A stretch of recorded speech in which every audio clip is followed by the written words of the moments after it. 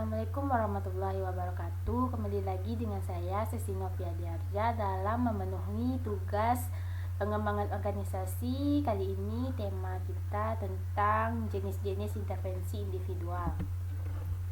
Asumsi dasarnya ada 4. Yang pertama, ada anggota kelompok memberikan umpan balik yang membangun. Yang kedua, umpan balik lengkap dan berhubungan dengan aspek penting dari perilaku individu. Yang ketiga, kecemasan memfasilitasi pembelajaran baru. Yang keempat, belajar tentang perbedaan budaya. Selanjutnya kita masuk ke pengertian coaching dan konseling. Coaching adalah mengajarkan, membimbing, memberikan instruksi kepada seseorang atau kelompok agar dia memperoleh keterampilan atau metode baru dalam melakukan sesuatu untuk mencapai suatu sasaran yang dikehendaki. Sedangkan konseling adalah suatu kegiatan untuk mengubah perilaku sikap seseorang. Konseling membantu seseorang untuk menyadari perilaku sikapnya yang menghambat atau menimbulkan masalah. Selanjutnya ada perbedaan coaching dan konseling. Perbedaan coaching: 1. Mengajarkan keterampilan atau tugas baru. Yang kedua, coach menunjukkan apa yang harus dilakukan dan bagaimana melakukannya. 3. Fokus pada mengerjakan. Yang keempat, coach memberikan solusi untuk permasalahan. Sedangkan konseling yang pertama mengubah sikap atau perilaku. Yang kedua, konselor meneliti sikap atau perilaku seseorang bersama orang tersebut. Yang ketiga, fokus pada mendengarkan. Dan yang keempat, konselor membantu orang untuk menemukan solusinya sendiri. Selanjutnya, ciri-ciri coaching.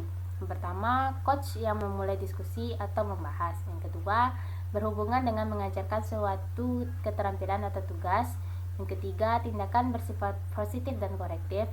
Yang keempat, coach menunjukkan atau memberikan instruksi yang spesifik mengenai apa yang harus dilakukan dan bagaimana melakukannya. Yang kelima, sasarannya adalah untuk memperbaiki kinerja.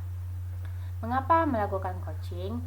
Yang pertama, untuk memperbaiki kinerja kelompok secara proaktif agar orang lain menjadi terampil dalam hal tertentu. Kedua, membantu orang lain melakukan pekerjaan atau menangani situasi yang benar dan lebih baik. Ketiga, memberikan kesempatan kepada coach dan si murid untuk bersama-sama menemukan solusi. Kapan melakukan coaching? Pada saat yang pertama muncul satu permasalahan yang harus dipecahkan. Yang kedua, ada kesempatan untuk bertindak. Dan yang ketiga, seseorang datang kepada Anda untuk membahas suatu permasalahan atau situasi. Ada 6 langkah melakukan coaching. Yang pertama, menjelaskan tujuan dan kepentingan dari diskusi. Yang kedua, mendiskusikan dan menjelaskan situasi yang detail. Yang ketiga, menyepakati hasil yang diharapkan. Keempat, mendiskusikan cara yang paling efektif untuk menangani situasi tersebut. Yang kelima, menyimpulkan tindakan yang harus diambil. Dan yang keenam, tunjukkan kepercayaan dan keyakinan Anda dan tetap tanggal untuk follow up. Ciri-ciri konseling. Yang pertama, biasanya dimulai oleh karyawan. Yang kedua, dilakukan saat ada masalah atau saat karyawan ingin bantuan dalam penyelesaian masalah. Yang ketiga, permasalahan biasanya berhubungan dengan perilaku atau sikap karyawan atau personal problem. Keempat, peran konselor dititik beratkan pada mendengarkan. Yang kelima, konselor tidak memberikan solusi namun membantu karyawan untuk menemukan solusinya sendiri. Yang keenam, sasarannya adalah untuk memecahkan masalah dan atau meringankan beban karyawan. Kapan melakukan konseling? Yang pertama, seseorang memiliki masalah pribadi. Kedua, seseorang memiliki masalah dengan perilakunya. Ketiga, seseorang memiliki masalah dengan sikapnya.